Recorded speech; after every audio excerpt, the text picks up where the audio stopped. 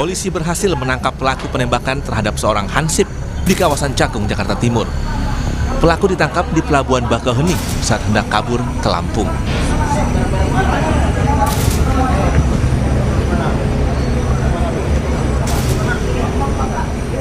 Penangkapan pelaku penembakan berlangsung dramatis di atas kapal Raputra Jaya yang baru bersandar di Pelabuhan Bakauheni, Lampung.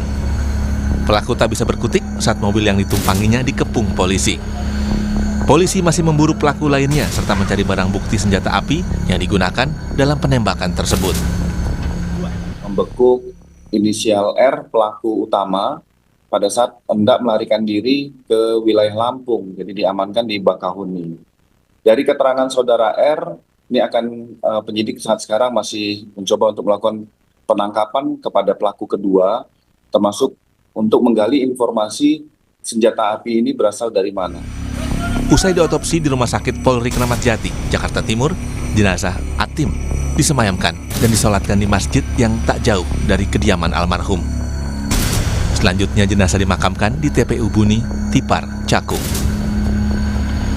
Aksi berani Hansip Atim mendapat perhatian Menteri Sosial Saifullah Yusuf yang melayat ke rumah duka pada Minggu siang. Mensos berjanji akan memberikan santunan, bantuan rehabilitasi, dan pemberdayaan bagi keluarga korban. Besok tanggal 10 November, dalam suasana peringatan Hari Pahlawan, saya ingin menyampaikan bahwa almarhum ini salah satu contoh pahlawan hari ini yang melakukan sesuatu untuk kepentingan orang lain. Ada rehabilitasi, mungkin beliau juga masih ada traumanya, ya. Nanti kita teruskan dengan pemberdayaan. Jadi kita dampingi sampai betul-betul pulih dan bisa bekerja sebagaimana sebelumnya. Sementara dua petugas keamanan yang bertugas bersama korban mengaku masih trauma atas peristiwa yang merenggut nyawa rekannya. Menurut rekan korban yang selamat, saat berduel dengan pelaku, usai terdengar tembakan, ia segera menghindar dan meminta pertolongan warga. Saya duel sama yang satu, si korban duel sama yang satu. Nah setelah itu, pas dengar suara letusan, itu saya refleks. Saya langsung melompat, kabur.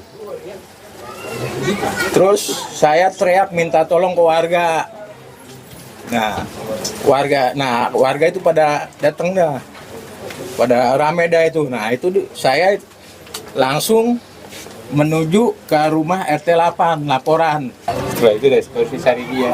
Setelah dia ada, baru saya cari bantuan sama warga-warga setempat.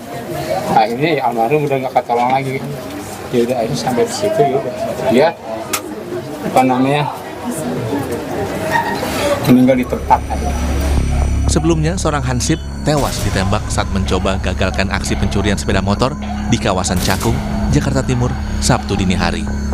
Korban sempat berduel dengan pelaku. Kemudian pelaku menembak korban dan melarikan diri. Korban tewas di lokasi akibat luka tembak. Polisi masih mengejar satu pelaku lain, termasuk barang bukti senjata yang digunakan untuk menembak korban. Tim Liputan, Kompas TV. Kasus pencurian sepeda motor seakan tidak kunjung lekang. Para pelaku merebut paksa motor milik orang lain hingga melukai atau bahkan merenggut nyawa korbannya. Salah satunya petugas pertahanan sipil atau Hansip di Cakung, Jakarta Timur meninggal saat mengagalkan pencurian sepeda motor. Korban meninggal akibat ditembak pelaku. Apa yang patut disikapi dari peristiwa ini dan bagaimana meredam aksi kejahatan bersempi yang makin kejam, tak segan membahayakan nyawa korban. Akan kita bahas bersama kriminolog Universitas Indonesia Adrianus Meliala. Selamat pagi Prof. Selamat pagi Mas Mario. Terima kasih Prof sudah bergabung di Sapa Indonesia Pagi Dialog. Dan Kapolda Jawa Barat 2016-2017 Irjen Purnawirawan Anton Carlian. Selamat pagi Pak Anton. Selamat pagi Bang Mario. Terima kasih juga. Selamat pagi Bamus. Pak Anton, Prof Adrianus terima kasih sudah bergabung di Dialog Sapa Indonesia Pagi pada hari ini. Saya ke Prof Adrianus terlebih dahulu. Prof, bagaimana Anda melihat bahwa eskalasi kejahatan kita ini kalau kita bilang menurut Anda semakin meninggi atau tidak dengan penggunaan senjata api? Salah satu contoh kasusnya yang terjadi di Cakung beberapa hari lalu. Secara data sih sebetulnya konstan saja ya. Ya, Memang kejahatan jalanan menempati posisi tertinggi. Mengapa? Karena banyak sekali variasinya, ya, curas, curat, begal, begitu ya. Demikian juga dapat dilakukan oleh siapa saja. Dengan kata lain, modusnya sederhana, dilakukan oleh siapa saja, tidak perlu harus ahli atau spesialis ya. ya, Sepanjang punya keberanian, maka kemudian mampu melakukan kejahatan jalanan. ya, ya. Namun dalam hal ini memang ada indikasi, walaupun tadi saya katakan konstan, minimal tidak bertambah seiring dengan pertambahan penduduk maupun juga pertambahan ekonomi. Ya. Mengapa? Minimal ada dua hal. Pertama, dalam hal ini berbagai elemen pengamanan, termasuk diantaranya adalah keberadaan hansip, keberadaan CCTV. Nah ini penting betul. Ya, ya. Itu lalu kemudian membuat orang berhati-hati, Ya. berhitung dalam rangka melakukan kegiatan jalanan agar tidak ketahuan. Ya, nah itu yang pertama. Yang kedua, kemampuan masyarakat untuk memproteksi diri juga sebetulnya makin tinggi. Minimal ketika bicara mengenai keberadaan di jalan raya, keberadaan di terminal, di stasiun, maka biasanya masyarakat misalnya begini, tidak pergi sendiri-sendiri, tidak membawa perhiasan, juga tidak membawa uang banyak. Sekarang kan modelnya uang uang kartu itu ya, gitu. Ya. Dan Ya. itu lalu membuat banyak pelaku kejahatan yang lalu kemudian memilih untuk pindah ke perumahan. Ya. Karena di perumahan umumnya orang asumsinya aman dengan sendirinya ya. Di situ ada tetangga, ada pagar. Maka kalau kita bicara mengenai kejahatan curanmor, mereka tidak lagi melakukannya misalnya di tempat-tempat parkir umum. Nah di situ misalnya udah ada penjaga, ada CCTV, ada alat kontrol misalnya berupa stok parkir misalnya. Maka kemudian tempatnya dilarikan atau dipindahkan ke rumah-rumah yang lalu, nah ini dia nih, ada saja masyarakat yang kemudian lalai ya, memarkirkan motornya di depan rumah, dan itu yang kemudian lalu menjadi sasaran pelaku curanmor. Demikian. Oke, Prof, tapi kalau kita melihat dengan penggunaan senjata api khususnya, terutama dalam kasus yang terjadi di Cakung, menurut Anda intensitas kejahatan ini, kriminalitas ini semakin berbahaya, semakin tinggi dengan penggunaan senjata api yang dulu mungkin lebih tradisional, sekarang menggunakan senjata api? Pilihannya memang dua itu, antara melarikan diri secepat-cepatnya agar kemudian lalu terhindar dari massa, terutama karena kita bicara mengenai konteks jalanan kan memang yang paling mengerikan itu adalah kena massa, kata. Kalau misalnya bicara mengenai pelaku kejahatan, mereka paling takut kena massa, bukan paling takut ditangkap polisi, karena biasanya ditangkap polisi aman itu, gitu ya. Nah, yang kedua adalah daripada lari, mereka menyerang korbannya. Dengan itu mereka melengkapi diri dengan senjata tajam atau senjata yang kalau misalnya kita bicara mengenai senjata rakitan, maka mudah sekali diperoleh. Apalagi kalau kita bicara mengenai, ya kita sebut saja misalnya Lampung ya, tempat tujuan daripada pelarian si pelaku, Ya. maka lebih mudah untuk kemudian didapat di sana. Dan kalau kita bicara mengenai jarak tembak kurang dari 5 meter, maka bisa letal ya, dalam arti mematikan korban ketika itu diledakkan kepadanya. Demikian. Oke, saya ke Pak Anton. Pak Anton, bagaimana sebagai mantan Kapolda, pastinya Anda sudah makan garam lah, makan asam garam dengan kejadian-kejadian seperti ini, terutama dengan kasus-kasus kriminalitas. Tapi kalau Anda melihat saat ini dibandingkan dengan Anda waktu dulu, bagaimana Anda melihat eskalasi ataupun intensitas kejahatan yang dulu lebih tradisional, sekarang ya penggunaan senjata api nih? Kalau intensitas kejahatan tentu saja dengan banyaknya ya produksi kendaraan bermotor, artinya sasaran itu kan makin banyak. Ya. Dan memang di sini tadi disampaikan Prof juga, ini curanmor ini merupakan street crime, jadi kejahatan jalanan memang yang paling mendominasi dalam kehidupan bermasyarakat. Ya. Dan masalah eskalasi itu sendiri ya tergantung gitu kan, tetapi memang curanmor merupakan salah satu ya kejahatan yang sangat tinggi di kepolisian. Kenapa sebabnya? Karena curanmor ini gampang sekali dipetiknya. Nah, biasanya bagi pelaku-pelaku ini ada istilah pemetik ya yang melakukan pencurian, dan ada istilah joki joki itu pengendaranya dan biasanya yang memantau, dan nanti juga ada penada. Ini jaringannya. Dan jaringan Lampung ini memang sejak zaman saya masuk sebagai polisi sudah ada. Mohon maaf, bukan mendiskreditkan betul. daerah tertentu ya. tapi memang dikenalnya demikian. Kemudian masalah senjata api ini juga tidak aneh. Namun memang biasanya untuk pemetik ini tidak menggunakan senjata api. Ini biasanya yang menggunakan senjata api itu biasanya pelaku jatan ras. Jatan ras itu bajing luncat lah kalau dari daerah Lampung. Dan senjata api ini memang bisa banyak sekali didapatkan, terutama di daerah Lampung juga beredar. Oke, tetapi Pak Anton, berarti Anda mau bilang bahwa sebelumnya pelaku curanmor ini tidak menggunakan senjata api, tapi sekarang lebih meningkat ya penggunaan senjata api ini untuk curanmor? Ya betul, kemungkinan juga dia juga bisa saja bajing loncat atau pelaku jatan ras. Karena pelaku ini bisa beralih, walaupun memang di dalam ya mungkin struktur kejahatan mungkin Pak Adrianus, biasanya mereka ini spesialis. Kalau curanmor saja, bajing luncat saja, dan wilayahnya pun juga mempunyai area masing-masing. Misalkan yang sudah punya area Jakarta tidak boleh ke Bandung, tidak boleh ke Jatim. Jadi mereka pun juga seperti punya satu wilayah kekuasaan begitu. Dan senjata api ini tadi di mana bisa didapatkan? Kalau organik ini biasanya didapatkan banyak di daerah-daerah konflik. Kalau seperti dulu di Aceh, di Tim-Tim, di Papua. Tadi Anda bilang bahwa kalau sudah di Jakarta, ya di Jakarta saja, yang di Bandung saja. Apakah kalau ini kita bisa tangkap bahwa ini ada sebuah komunikasi yang dilakukan antara pelaku kriminalitas ini untuk bisa melakukan aksi mereka dan membagi-bagi wilayah mereka, terkumpul dalam sebuah organisasi besar, atau gimana menurut Anda?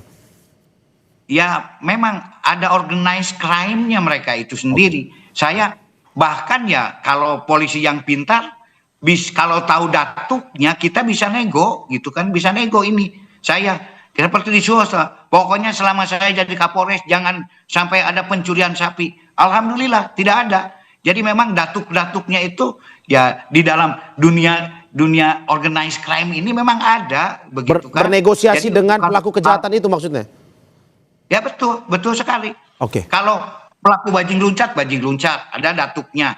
Datuk misalkan Jakarta, ya seperti semacam wilayah kekuasaan di kepolisian, tentara itu mereka sudah mengkapling-kaplingkan itu. Kenapa harus bernego, Pak? Dan kenapa tidak langsung menangkapnya saja? Ya kan untuk menangkap itu ya tidak sesederhana itu.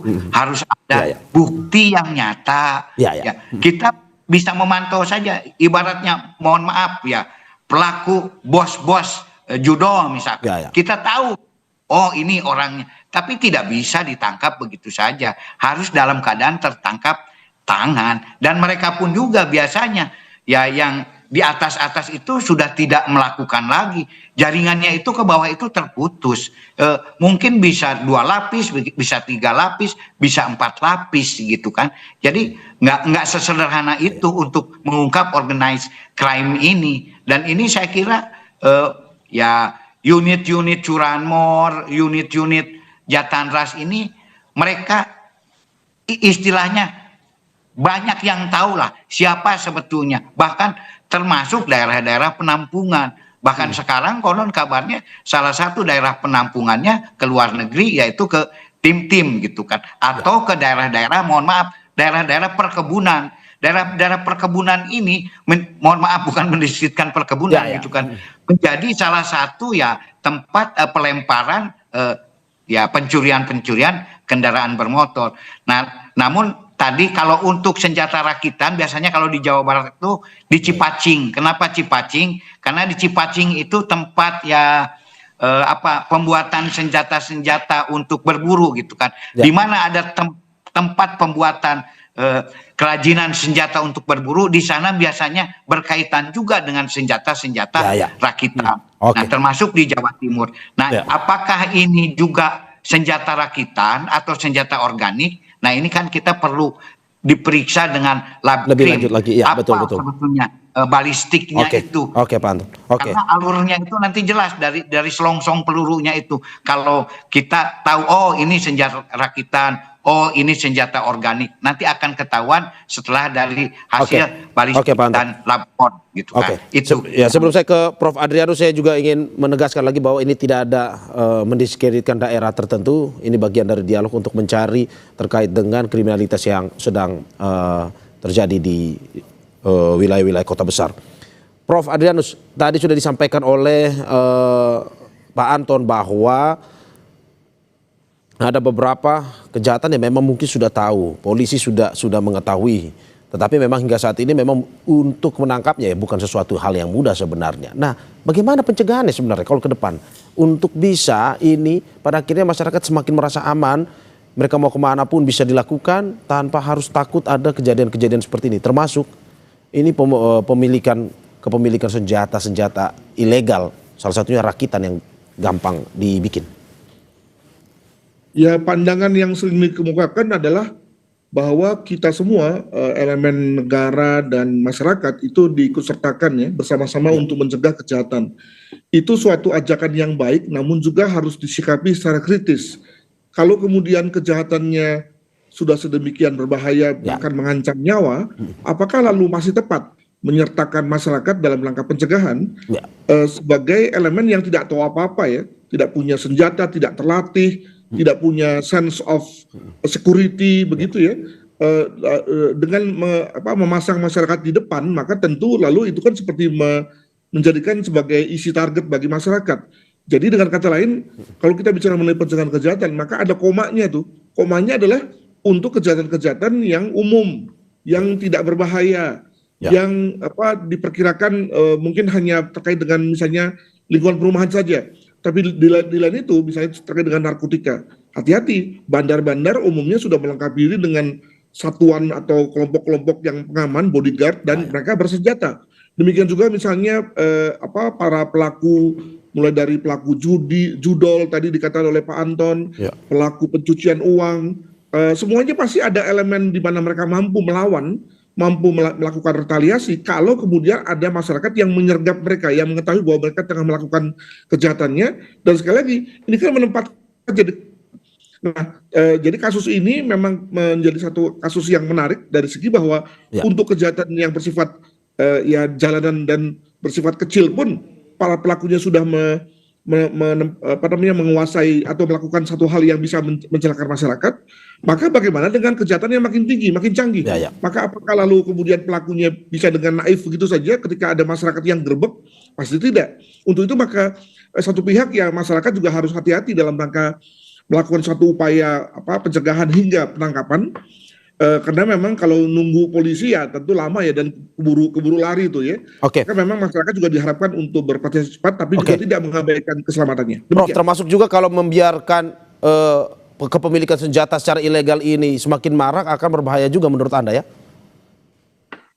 Saya kira Indonesia beruntung ya tidak memberlakukan rejim penggunaan dan pemilikan senjata api ya. Bandingkan dengan negara-negara lain yang melakukan itu, dan kita tahu hebohnya mereka karena misalnya ada penembakan massal dan seterusnya. Nah, tetapi walaupun dibilang kita tidak mengenal pemilikan dan penggunaan, tapi jangan lupa bahwa ada saja kalangan yang kemudian lalu menguasai secara tidak berhak.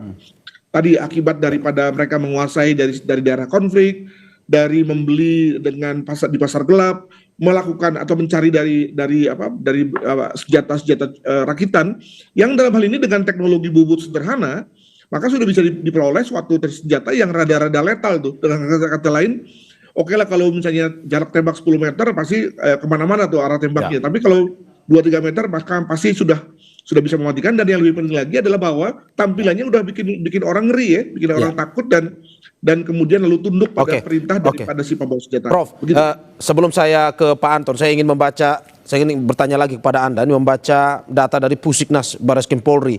Ini mencatat tren terbaru menunjukkan senjata api tidak hanya muncul dalam aksi perampokan atau teror bersenjata, tapi terjadi peningkatan penggunaan senjata api dalam kasus cekcok antara warga, pertikaian pribadi, dan aksi spontan akibat emosi saat lebih privat permasalahan ini, tetapi menggunakan senjata api.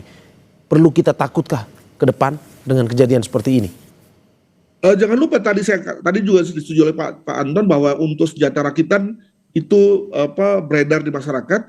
Dan yang kedua adalah, nah ini juga menarik nih, adalah soft gun, ya. Soft gun juga begitu, kalau ditembakkan di jarak dekat maka bisa membuat luka pada tubuh, ya, dan bahkan bisa masuk ke dalam tubuh. Nah, yang menariknya lagi adalah bahwa walaupun soft gun itu sudah prevalent, ya, sudah banyak dimiliki oleh masyarakat untuk tujuan-tujuan, mulai dari tujuan sport hingga tujuan hobi, tapi regulasinya rendah sekali, regulasinya lemah sekali. Maka saya kira menjadi call bagi kita untuk mendorong regulator melakukan atau membuat regulasi terkait dengan soft gun, agar kemudian tidak ada orang yang petantang-petantangnya dengan membuat soft gun yang mana dari jarak 2-3 meter pasti kelihatan betul sebagai senjata api yang real dan organik begitu. Demikian. Oke, saya ke Pak Anton. Pak Anton, seperti data yang saya baca tadi, takutnya pengguna senjata api ini tidak lagi di kejahatan-kejahatan curanmor, kejahatan keras, tapi masuk ke ruang-ruang privat warga. Orang bercekcok pribadi tiba-tiba mengeluarkan senjata api untuk menghabisi korban. Menurut Anda seperti apa ke depan, Pak? Saya kira betul kata Prof. Adrianus, di Indonesia ini kan memang tidak diizinkan warga untuk mendapat kepemilikan. Dan apabila ada yang kedapatan punya senjata api, kan itu ada undang-undangnya juga cukup keras loh. Undang-undang darurat kepemilikan senjata api. Nah, di dalam hal ini untuk preemptif dan preventifnya masalah senjata api itu sendiri, ya kita bisa lihat kalau yang resmi-resmi seperti di organisasi tembak, ya. Tembak itu kan justru tidak pernah terjadi misalkan pelanggaran-pelanggaran. Nah, justru di sini yang terjadi pelanggaran ini adalah kepemilikan yang liar. Nah, untuk mengetahui kepemilikan yang liar ini kan ibarat mencari jarum di tengah hutan, gitu kan. Tapi bukan tidak bisa, itu juga bisa misalkan di area-area di mana tempat adanya senjata api itu diperketat, seperti area-area, ya mohon maaf, di Bandung, di Cipacing misalkan, itu lebih diadakan pencegahan keluar masuk area konflik, karena cuman di sana-sana saja gitu kan, istilahnya area-area tempat beredarnya senjata-senjata api yang gelap itu sendiri gitu kan. Dan saya kira kalau warga itu sendiri menggunakan senjata api ini kadang-kadang kan tidak ditembakkan tapi ditunjukkan. Tapi kalau ditunjukkan itu, mohon maaf, replika senjata api saja sekarang ini banyak. Korek api saja udah persis seperti senjata api. Nah, makanya jangan digebiar uyah gitu kan. Tapi apakah betul itu kepemilikan senjata api? Dan yang diledakkan saya kira hanya beberapa kasus saja di sini.